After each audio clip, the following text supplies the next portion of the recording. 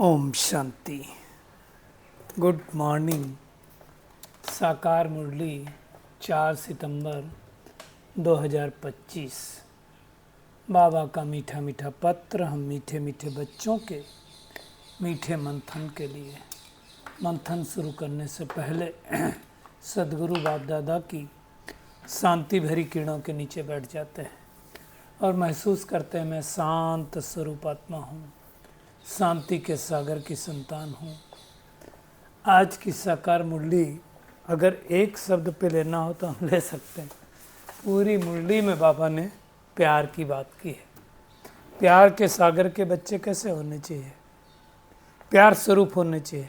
अब जब प्यार की बात आती है तो प्यार का अपोजिट क्या है?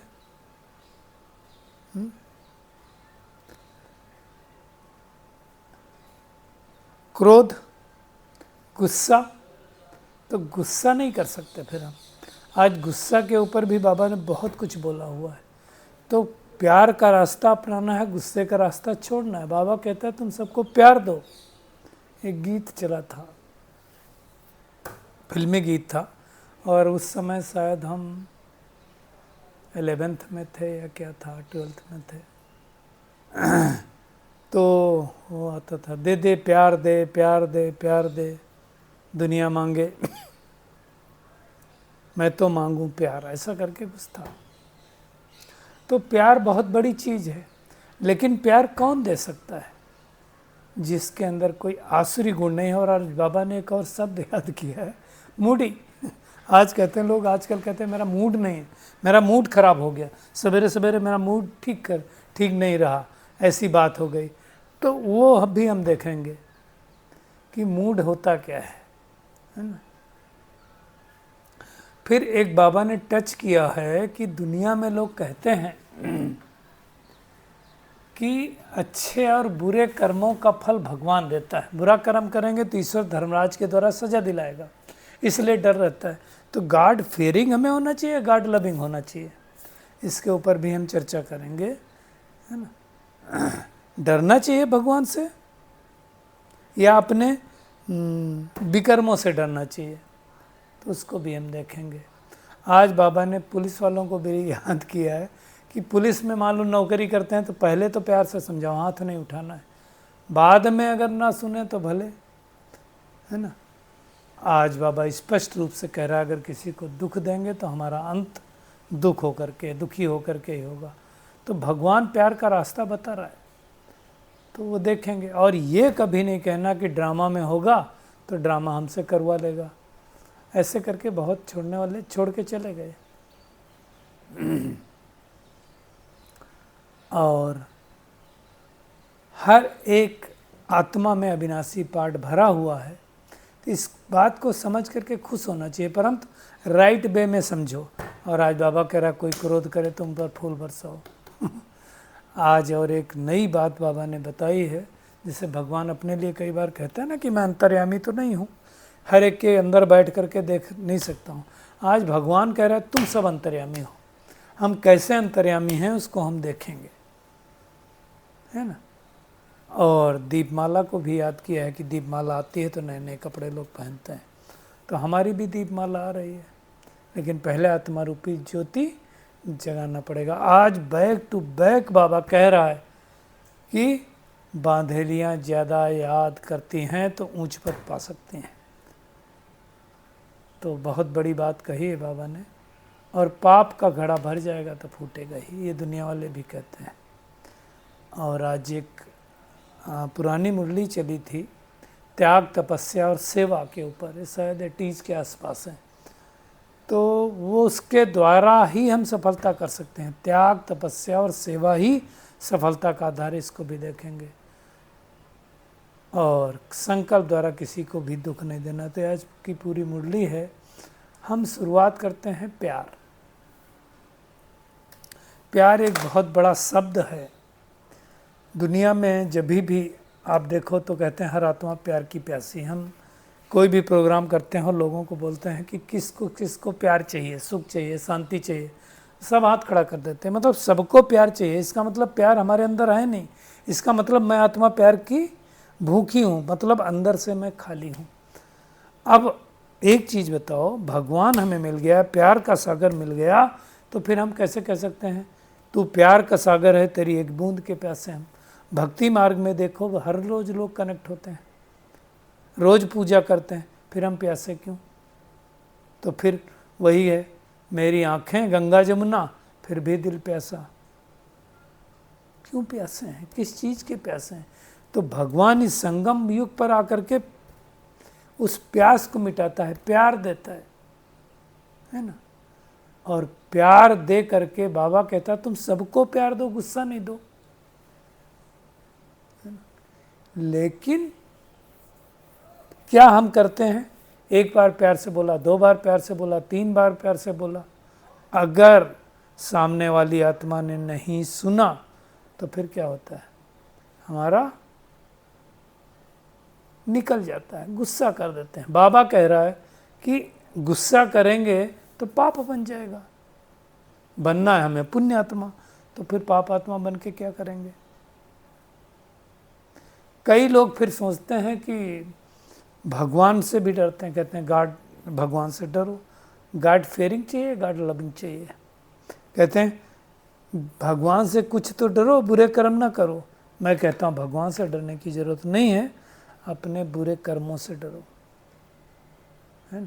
भगवान की नज़रों में नहीं हो, कहते हैं आप गॉड की नज़रों में, गॉड की नज़रों से ज़रूरत नहीं है, अपने आप की नज़रों में है, आप बुरे कर्मों की नज़रों में हैं। इसीलिए दुनिया में लोग कहते हैं, जब हम कोर्स कराते हैं तो कई लोग बोलते हैं कि आप क्या कहते हो, भगवान सर्वव्यापी नहीं है? मैं पूछता हूँ आप कहते हो भगवान सर्वव्यापी है? हाँ मैं कहता हूँ भगवान सर्वव्यापी। तो मैं नेक्स्ट क्वेश्चन है, अगर भगवान सर्वव्यापी है मतलब सब जगह, तो आपने कभी पाप कर्म नहीं किया होगा या आप नहीं करते होगे पाप कर्म, क्योंकि भगवान तो आपको हर जगह देख रहा है। अगर भगवान आपको हर जगह देख रहा है तो फिर जरूरत नहीं है ना। भगवान जब अगर हर जगह देख रहा है तो पाप कर्म क्यों कर रहे हो? फिर सोचते हैं ना कि अच्छे व बुरे कर्म करेंगे तो बुरा कर्म करेंगे तो भगवान धर्मराज द्वारा सजा दिलाएगा, इसलिए डरते हैं। भगवान किसी के द्वारा सजा नहीं दिलाता है, हमारे अंदर आत्मा में वो नूंद हो जाता है, तो हमको मिलेगा ही।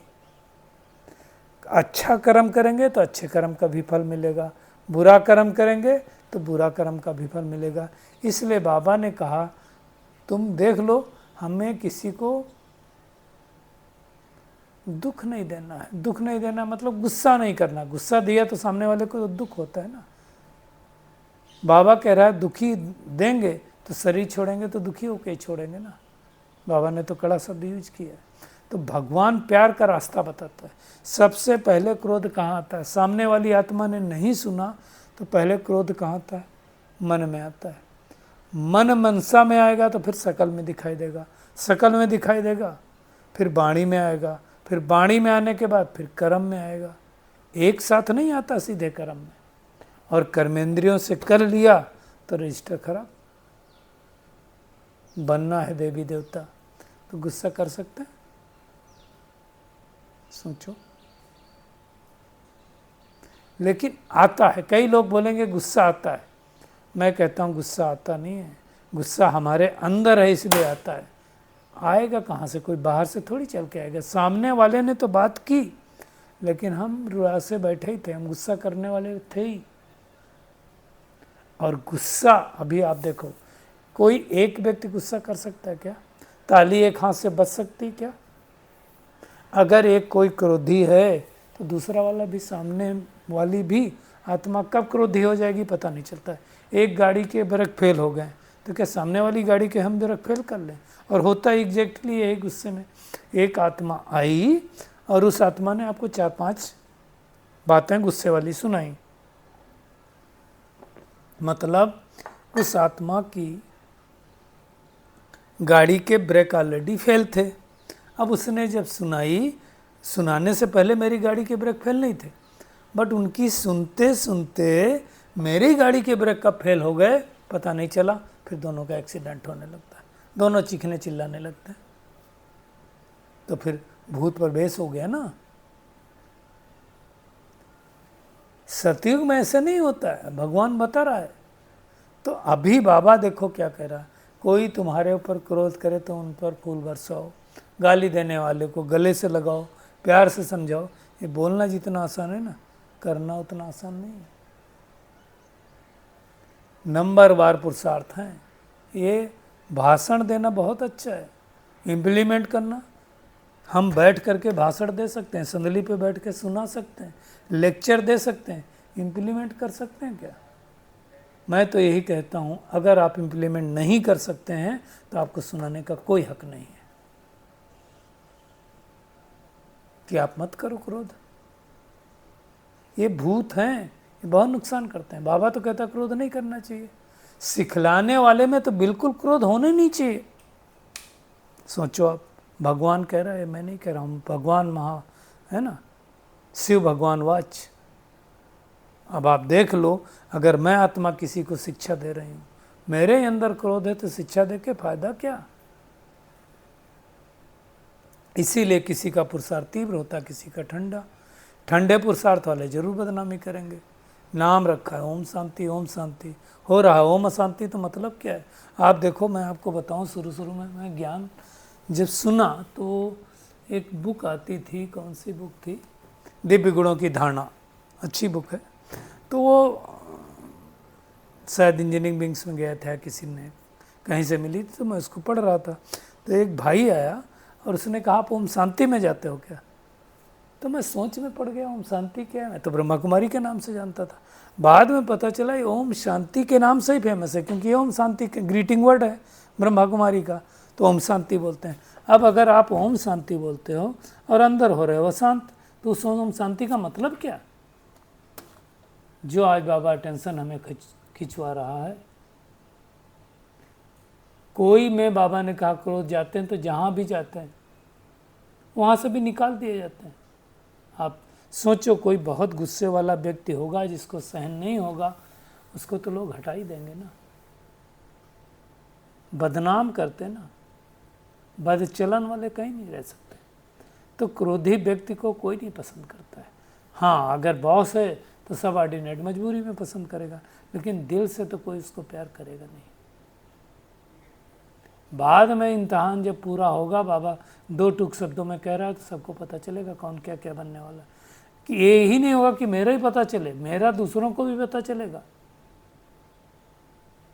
तो जो जैसा काम करते हैं उनकी वैसी महिमा होती है। तो हमें अच्छी तरह से देखना है कि हमें क्रोध नहीं आना चाहिए। दूसरा शब्द बाबा ने यूज किया, कई लोग मूडी होते हैं।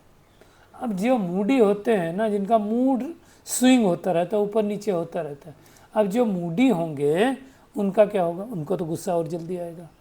मूडी क्या होता है? आज मेरा मूड ख़राब हो गया, इसने आकर के सुबह सुबह मेरे को ऐसी बात बोल दी, मेरा मूड ही ख़राब हो गया। आज मेरा मूड ठीक नहीं है। क्यों ठीक नहीं है?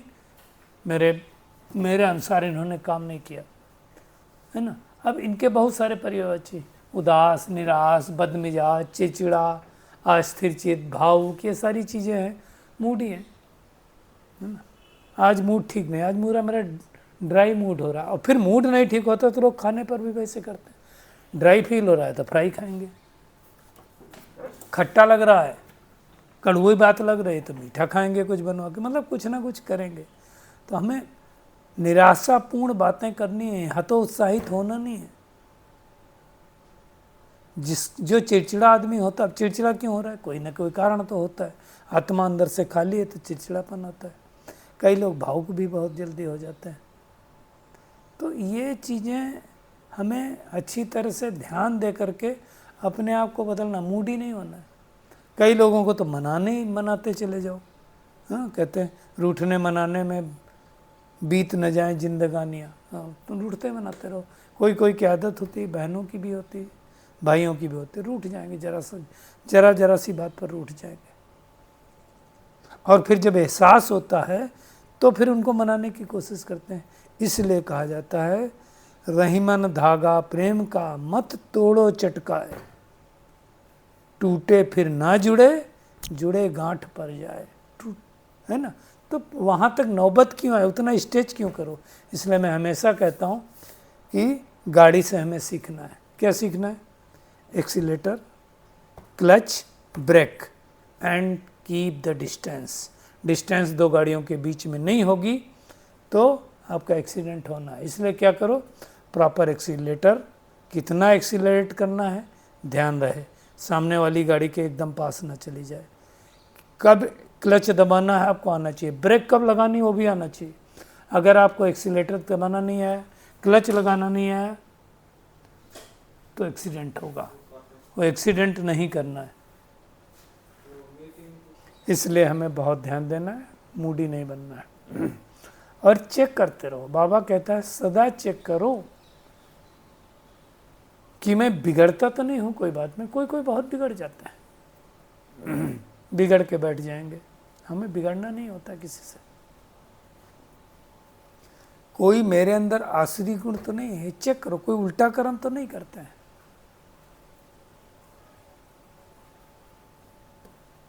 तो हमें बहुत अच्छी तरह से ध्यान देना है। आज बाबा ने एक बात जो कही कि तुम सब अंतर्यामी हो। अंतर्यामी का बाबा ने जो अर्थ समझाया उसको समझना। आत्मा अंदर में जानती है कि सृष्टि चक्र कैसे फिरता है। अब इस नाते तो भगवान भी अंतर्यामी हो गया। भगवान भी तो जानता है सृष्टि के आदि मध्य अंत। तो उस रीत से बाबा ने एक मुरली में कहा था थोड़े दिन पहले कि उस रीत से मैं अंतर्यामी हूँ, लेकिन मैं तुम्हारे मन के अंदर जानता हूँ, उस रीत से नहीं हूँ। तो जिसको ये ज्ञान हो गया, सब धर्मों का ज्ञान है, वो अंतर्यामी हो गया। बाबा ने कहा देखो आज जो वैसी चलन चलेगा वो अधम गति को पाएगा। अधम बहुत ही वैसा शब्द है, हमें वो शब्द नहीं यूज करना है। तो हमें कुल मिला करके मेहनत करनी है। भगवान आकर के लाठी दे रहा है तो पूरी लेनी है ना। और जैसे जैसे हम नज़दीक जाएंगे हमको सतयुग की झाड़ दिखाई देंगे। जैसे दीपावली आती है तो नए नए कपड़े लोग पहनते हैं ना, लेकिन ये सब जानते हुए भी दुनिया में जानते भी नहीं, बहुत सारे घोर नींद में हैं। फिर बाबा कहता है जब अचानक पता पड़ेगा अरे ऐसा हो गया, तब कहेंगे ये तो यार सच कहते थे। और ये सब होने वाला है। समय बहुत नज़दीक आ गया है। बाबा के घर में सब पहुंच रहे हैं, कोई बाकी नहीं है जो ना पहुंचे। छोटे से लगा करके छोटे तक, बड़े से लगा करके बड़े तक, तो हर एक वहाँ पर पहुँच रहा है। और हमें अपनी तैयारी करनी है। आज बाबा कह रहा है 84 जन्म, 84 फीचर्स, 84 एक्टिविटी, ये मुझ आत्मा का रोल है। ये हर आत्मा का हर कल्प में अपना अपना रोल रहेगा और इसको ही कुदरत कहा जाता है। आज फिर से बाबा ने बांधेलियों को याद किया कि बांधेलियाँ ज़्यादा याद करती हैं, ऊंच पद पा सकती हैं, क्योंकि वो बंधन है। जब कोई चीज़ का बंधन होता है तो आत्मा जो है ज़्यादा याद करती है। हमें कष्ट होता है तो हम ज़्यादा याद करते हैं ना। आज बाबा देखो कह रहा है याद की यात्रा में रहो, दैवी गुण धारण करो तो बंधन कटते जाएंगे और पाप का घड़ा ख़त्म हो जाएगा। भरेगा तो फूटेगा ही फूटेगा। तो बहुत हमें अच्छी तरह से ध्यान देना है, बहुत मेहनत करनी है। बगैर मेहनत के कुछ नहीं होने वाला। अपनी चेकिंग करते रहना है ना। इबिल बोलने वाला होगा, कोई गलत बोलने वाला होगा तो क्या होगा, गलती बोलेगा ना। और इबिल बोलने वाला नहीं होगा तो काम सुनेंगे कैसे, है ना। कई लोग फिर ड्रामा को बोल देते हैं मेरी तकदीर में होगा तो हो जाएगा। बाबा कहता है जो कहता है ना कि ड्रामा कराएगा, समझ लो उसकी तकदीर में है ही नहीं। पहले बाबा के सामने कोई आया होगा साकार में, बोला तकदीर में नहीं था, बोला ड्रामा में होगा तो पुरुषार्थ करा लेगा, और छोड़ दिया, गया, ख़त्म हो गया। तो हमें ऐसा नहीं करना है, ड्रामा पर नहीं छोड़ना है, मेहनत करनी है। बगैर मेहनत के कुछ नहीं होगा। जो जैसा करेगा वैसा फल पाएगा। आज के वरदान पे आते हैं। वरदान भी बहुत अच्छा है। त्याग, तपस्या और सेवा भाव की विधि द्वारा सदा सफलता स्वरूप हो। त्याग, तपस्या, सेवा तीनों जुड़े हुए हैं। त्याग जिस आत्मा में नहीं है उसका ना भाग्य बन सकता है, ना आत्मा तपस्या कर सकती है। और जो आत्मा की तपस्या नहीं है वो सेवा भी कितनी भी करे फलीभूत नहीं हो सकती। सेवा भाव होना चाहिए ना। त्याग तपस्या का आधार क्या है? सब त्याग तपस्या ही सफलता का आधार है। जिसने त्याग किया उसी का भाग्य बनता है। त्याग की भावना वाले ही सच्चे सेवाधारी बन सकते हैं। त्याग से ही खुद का और दूसरों का भाग्य बनता है। दृढ़ संकल्प करना यही तो तपस्या है। तो चेक करें, क्या मैंने दृढ़ संकल्प किया है पुरुषार्थ करने के लिए भी। अमृत वेला की कल बात की थी ना बाबा ने। दृढ़ संकल्प है तो कर पाएंगे, यही तो तपस्या। अमृत वेला उठ करके करना यही तो तपस्या है। और जो त्याग, तपस्या और सेवा भाव से अनेक हद के भाव समाप्त करते हैं, वही सफलता मूर्त बन जाते हैं और संगठन शक्तिशाली बनता है। एक ने कहा, दूसरे ने किया, कभी भी तू मैं नहीं होती। कई लोग तो मैं मेरेपन में ही अभी तक पड़े हुए हैं। कब सफलता मूर्त बनेंगे, कब निर्विघ्न बनेंगे, पता ही नहीं है। मेरे स्टूडेंट, मेरे जिज्ञासु, मेरा सेंटर। देखिए अब समय आ गया है, मेरा कुछ नहीं है। अगर कोई मेरा है जिसको मैं मेरा कह सकता हूँ, मेरा बाबा है बस। अभी हद से वृत्ति बाहर में निकल आए, तब जाकर के आपको त्यागी तपस्वी कहा जाएगा।